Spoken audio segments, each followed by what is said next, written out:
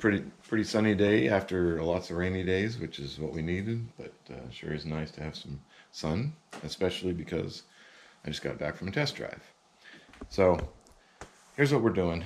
I haven't given you guys an update for ages, and a lot has happened.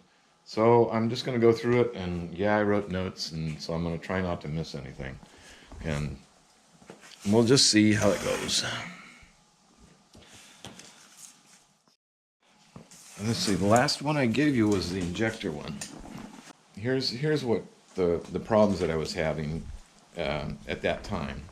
And so I needed to get the injectors tuned, and so I was working on that little at a time, and I was having clouds of smoke under sustained boost. And once that boost kicked in, the front end starts lifting, and it gets really light and gets a little bit scary. It's still over boosting at that time, and the spark is retarding even at only 9 degrees of timing, which is not very much. One of the fuel pumps, the China fuel pump, started making a lot of noise. It still worked, but it was just really loud. And so that's like $13 down the drain. So tires. I didn't know what I was going to do with the tires. I wanted to run the slicks for the Enduro, and it looked like it was going to rain, and I didn't want to do that. And so, anyways, I put the RE71Rs, the new ones that I just got from a friend and Andrew actually. Those are now on the car, and they work really well. They're nice and sticky.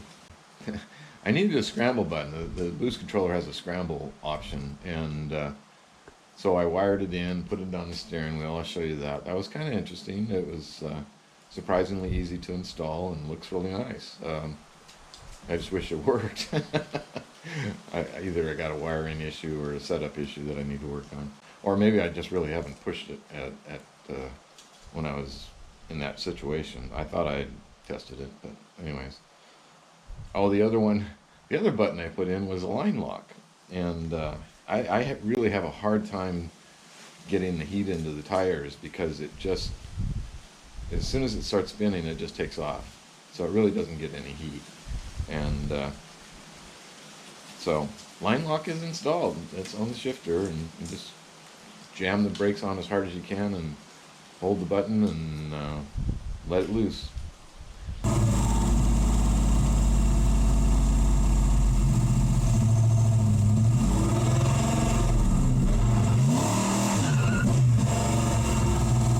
I changed the spark plugs over to the turbo plugs, not the old NA plugs, so they're a lot colder. So, oiling. I did a lot of things with the oil situation, and the biggest one that everyone seemed to be talking about was the OPR, the oil pressure regulator from TurboSmart. And I thought sure that was going to fix it. I thought sure that was going to fix it. I'd already put in the little box underneath the turbo to catch the oil, so I had like a liter of space air that just dropped right into that and not build up, and the pump would just pump it all down. Well, I don't know, maybe the pump just isn't working as efficiently as I thought it should. So I did put that on. It still seems to give a problem, and but just driving it around normally and getting on the boost is not a big deal. It's just when you get on it and you hold it down for a long time, like a drag strip or something. So that's kind of kept me away from the drag strip a few times.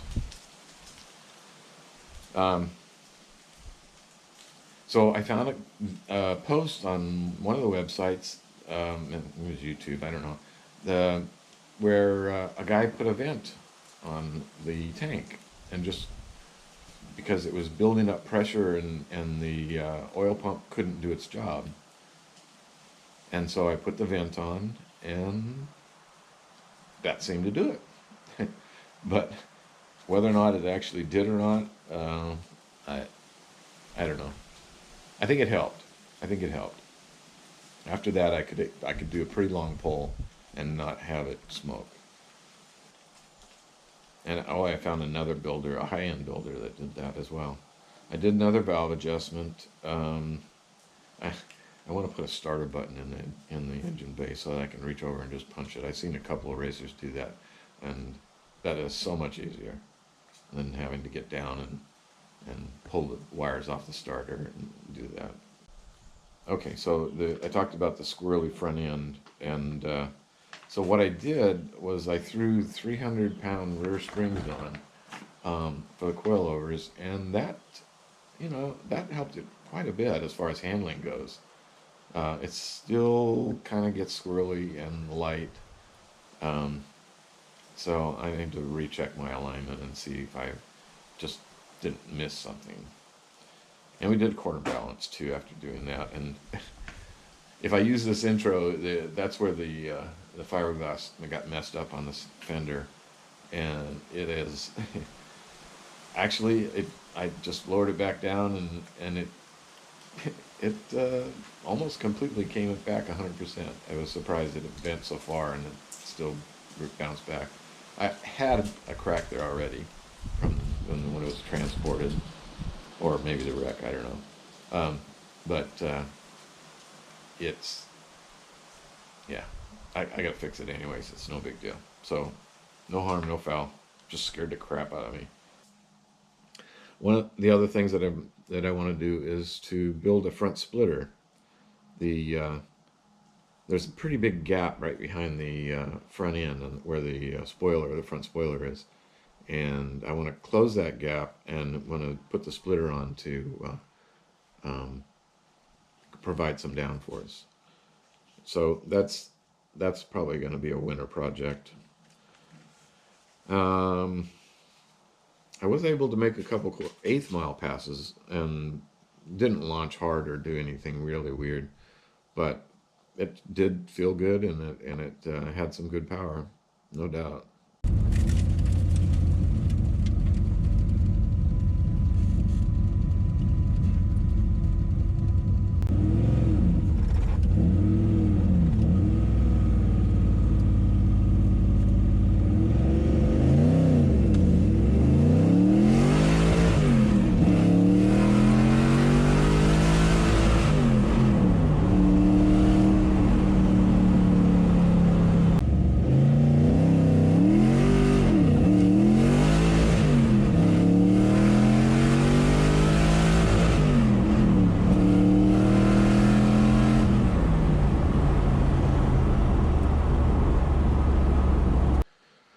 So, the Enduro. So I did make it to the Enduro. I took one practice run. All right, good go. Thank you.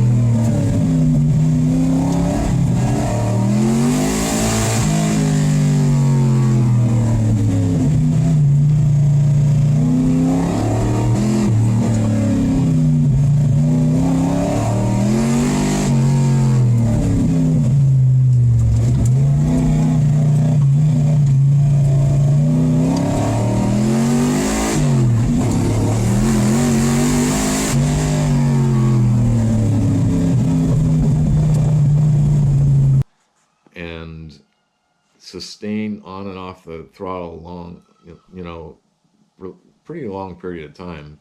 I mean, it's only a couple of seconds, but then you get right back on it again. And it built up the oil pressure problem again. So I don't know what I'm going to do with that. Oh, I do know what I'm going to do. So while I was there, I talked to one of the guys that was a racer, and he said they had a similar problem. And I had engineered some boost leaks because it was over boosting. So I had 2 bolt holes in the intercooler that I left open. And he says, that's what your problem is, because that's what our problem was. A boost leak caused it to push oil out the turbo. So that was my next project, to fixing my overboosting problem. And that I fixed by adding a wastegate. So the wastegate's on there, and it actually works really well. So I can pretty much control the boost, and it doesn't do anything weird. I was getting boost levels as low as under 3 psi, and if I can do that on a wet rainy day, that would make me feel a lot better. So let's see. So then I plugged the intercooler boost leaks. I plugged those holes up, and now I'm getting control of the boost. And I was even able to bump it up to about 12 psi and have no issues. So then, let's see. So if you remember back a couple of videos, I took it on a test drive, and it spiked up to about 13 psi.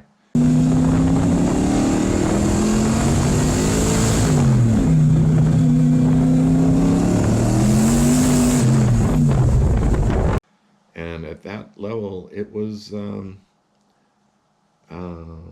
slipping the clutch. The clutch was slipping. So the clutch that I have in there is a Kennedy Performance pressure plate that's rated for 620 foot-pounds of torque at the flywheel.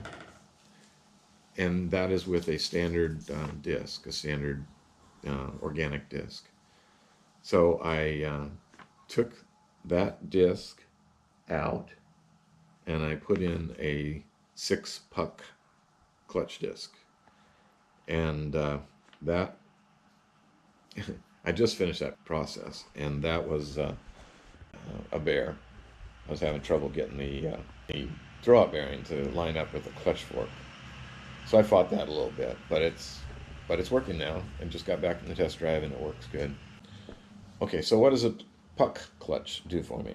The puck clutch raises the torque limits for that 620 pressure plate up to 795 foot-pounds of torque at the flywheel. And I think that would be enough to just scare the living crap out of me. So I think that'll be plenty. And I might go back to organic clutch if I want to fight with that throwout bearing again.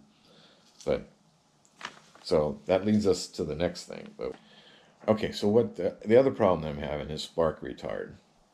And I'm only running 9 degrees of timing at any boost level, and the boost levels are under 12.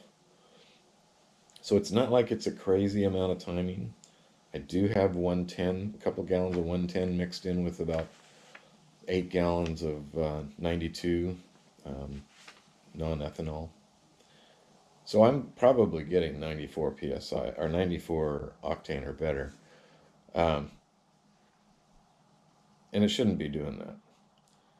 So I may, but that's kind of the level of gas that I want to run. I don't want to run just straight 110, and there's no need to, because I'll be able to get all the power I need out of it with a lower end tune. So then but with the retarding, it shouldn't be retarding. So I decided to go ahead and change the knock sensors. And so I pulled that apart, put in some good GM knock sensors and a new wiring harness for that.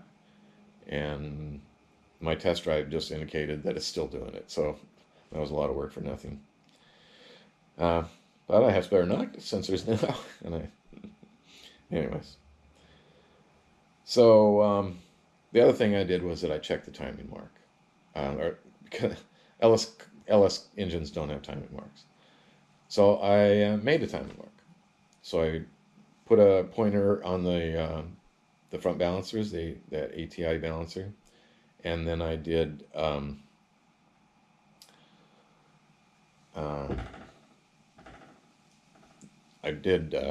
piston stop, bring it up to top dead center, and then back the other way, and dividing the difference. And it was funny. I did it by guesswork by just using a camera up the in the spark hole and just kind of bumped it around until I thought it was at top dead center. And so I marked that, thinking, that's close enough. Well, I decided to double check it with doing it the right way, and ended up with the same reading. It was within 1 degree. So anyways, I then bought up HP tuners on the laptop and looked at the timing while it was running, and looked at the timing on the timing light, and they match. And it's like dead on. So I am okay with that. I'll probably never use that timing mark again, but maybe someday we'll have to check it.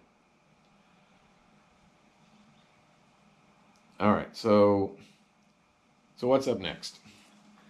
The next thing that's happening is that Andrew and I are going to take the cars to a dyno day. And that was the main reason for doing the clutch.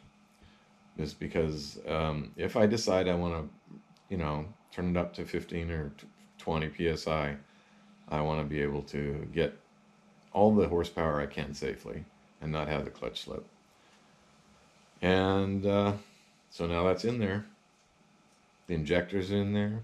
It's got plenty of fuel. Lots of. There's 2 fuel pumps instead of 1. There's what else? Anyways, they're not going to have any issues with that. Got lots of spares in case something goes wrong.